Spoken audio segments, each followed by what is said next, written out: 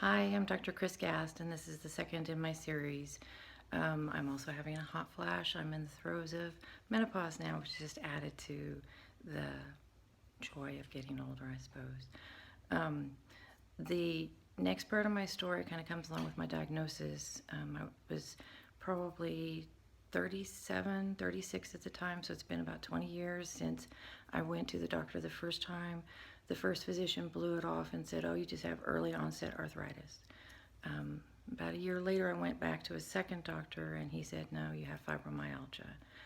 That was the day when it kind of hit me that I now have a diagnosis that won't kill me, causes pain all the time, affects my sleep, makes me cranky, affects everything in my life. There's no cure, and nobody knows what the F it is. So I was a little depressed at first, to say the least. I almost wish for some illness that I could at least fight and fix or die from it. But at that point, I started with moved my clinic to a new location. We hired a new lady that does lymphatic therapy, and I could tell right off from our first few months together that she had fibromyalgia as well. She was kind of in denial for a while. Once she finally kind of figured that that was what it was and went for her official workup, she actually had quite a bit more drive and incentive to continue to look for things that would help. I'd pretty much given up by then. It was just how am I going to survive?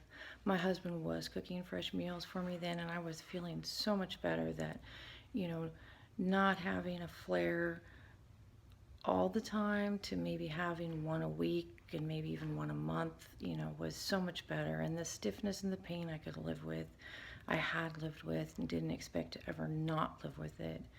But she started doing research, and she looked and found all kinds of different things that I hadn't even thought about in terms of like diet and diet sodas, the whole thing that's very popular right now. She was ahead of that game. So she encouraged me to go gluten free. Well, I always say that I will try something 3 times. So I did. I went gluten free for a week with my husband's help. He was able to cook and change almost all of his recipes to gluten free, which at that point in time was quite a feat. It's a lot easier to eat gluten free now. So I went a whole week, and then I took one bite of like a flour tortilla, and the next day spent most of the day in the bathroom. So I went another week gluten free, and I thought, oh, this can't be what's causing some of this. I've eaten bread and macaroni and cheese and noodles, and how could this be? So the second time I ate one small bite of a donut. Next day, same thing. Spent the day in the bathroom. Ached more, pained more. It was just a normal, ups and downs of fibromyalgia. The third week I went gluten free. This is all right in a row. The last real gluten meal I ate was a grilled cheese Sonic.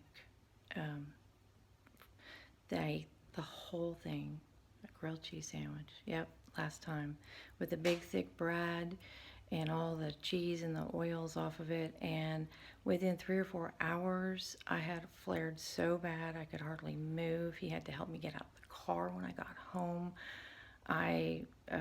The pain just was over the top, and I hadn't had so much of that level for so long. It was so much worse going back into it. So that took probably about 3 or 4 days to clear, and from that point on, I've gone gluten free, and I mean completely gluten free. You can't do just part of it or half of it. It was everything that went in. I made sure it didn't have flour, and because he cooked for me, I was really able to institute that a lot easier. Going out to dinner was always a challenge.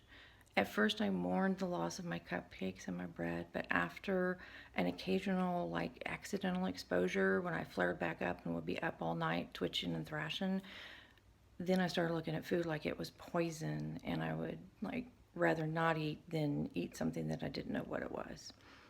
So that went on, and we were gluten-free for a couple of years. And I was feeling better, but then I had another spell of chronic fatigue. It lasted about 6 months. And at about that same period of time, which this we're talking about the last year now, I was beginning to understand that most of my patients really wanted to try and get away from medications. Their medications were causing increasing side effects as compared to their disease processes. So we started looking at other ways to treat things, and I began to get into essential oils. And I teamed up with Dr. Axe. You should look at all of his stuff online as well. He's very knowledgeable.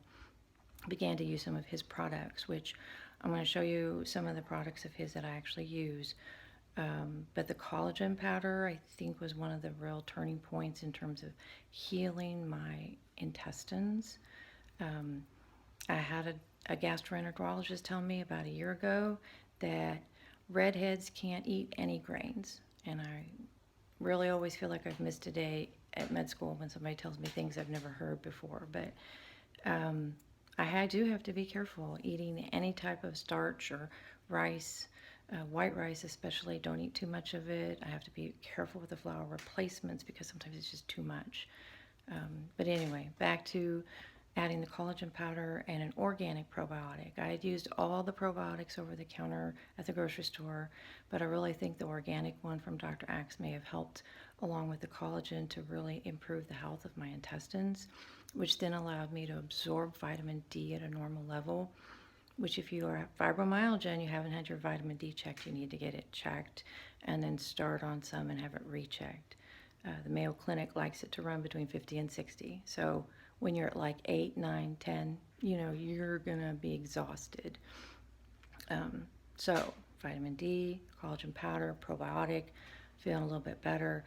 Still having trouble sleeping. It's just kind of that last part that seems the hardest to obtain. And I remember when my son was about 5 or 6, he said something to the effect that I need to build you a giant water tank that you could float in the water at night and sleep and none of your pressure points would be pushed on. It was a good idea, but probably we'll have to now leave that to my mechanical engineering daughter to worry about. But so here we've got probiotic, collagen powder, adding essential oils. I started mixing my own. I've mixed frankincense and lavender that I put on my hands and actually kind of rub it on my neck at night, right before I go to bed, and then we diffuse it in the bedroom, and that really bumped me over to where I slept a lot better. I was also able to obtain one of my sleeping positions back. One of my rules of thumb is if I'm down to 2 sleeping positions, I'm in trouble, because if I lose one more, then there's only one position I can sleep in, and that's not good. But I was able to have some therapy done on my bad shoulder, which I have beaten up over the years, and gained to where I have 3 sleeping positions. So now I'm sleeping better, but I'm still not to the level where I felt like I should be. I mean, I remembered my energy level being really pretty boundless and being able to do anything when I was in my early 20s. And of course, now everybody's probably saying, well, you're in your mid-50s, dumbass. But I still felt like I should feel better. Menopause has been a kick, let me tell you. It has it's knocked my socks off with the hot flashes and the irritability. But the next level came when my sister-in-law came from Germany, and she kind of gently pushed this catalog towards me, and she says, you should try this company's supplements. They have vegan-based protein, and all of their products are gluten-free. And so I did. I started testing them. I was actually testing them for my weight loss clinic that I have. And I listened to a tape that one of the other ladies had sent me of a woman who gave her testimonial on it. And it essentially had been able to pull a radioactive heavy metal out of her tissues during a 30-day cleanse. So I thought, okay, this is for my cancer patients. This is something that will pull toxins out. So I did the 30 days testing it, because I never recommend anything unless I've done it myself. And I know what it's going to taste like or feel like.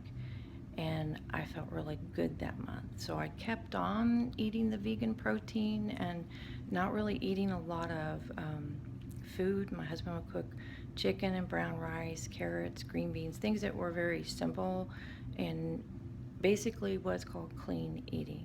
So look that up and kind of start working on that. But I think the detox may have helped pull some extra toxins that may have been in my tissues, just to bump me over the top. Using a couple of the supplements from Dr. Axe, as well as what we call the fizz sticks from the Arbonne company.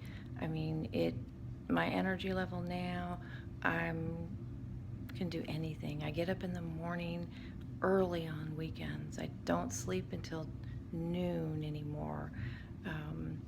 I'm not falling asleep in the car on the way home as my husband's driving.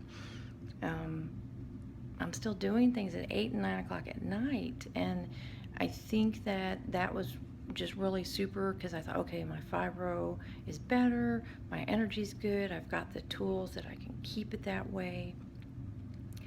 And then about 3 weeks ago, I was kind of just rubbing, my hips, and because we were comparing how we were feeling, because everyone at my office did the cleanse this month, and the other lady in my office that has fibromyalgia was feeling a lot better.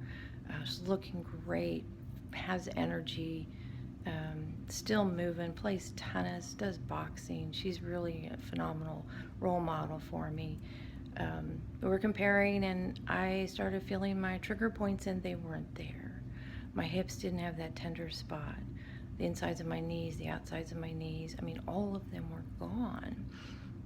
And I realized at that point, if I went to the doctor today and they tested me, I would test negative for fibromyalgia. And that was a big deal. That's a huge deal. I know for people who don't have it, you don't understand. And I had always felt when I was pacing at 2 or 3 in the morning, or even on my elliptical at 2 or 3 in the morning, that I wasn't alone. But I didn't really understand how many people actually suffer from it, but may not know it, or I just didn't realize how many of you there were that were pacing with me at night. And I wanted to get this path that I've found through, what I call the pain forest. This may work for you. Parts of it may work. You may find other things that you want to add to it. And definitely, if you do, make sure the rest of us know, because I'm kind of living day to day thinking, okay, it'll be back here around the corner. But so far, good. Thank you for listening. And one other thing that you really have to have is a cat. Cats are always very helpful. Thanks for listening. I'll keep posting. Follow the new Facebook account that I'm going to link to.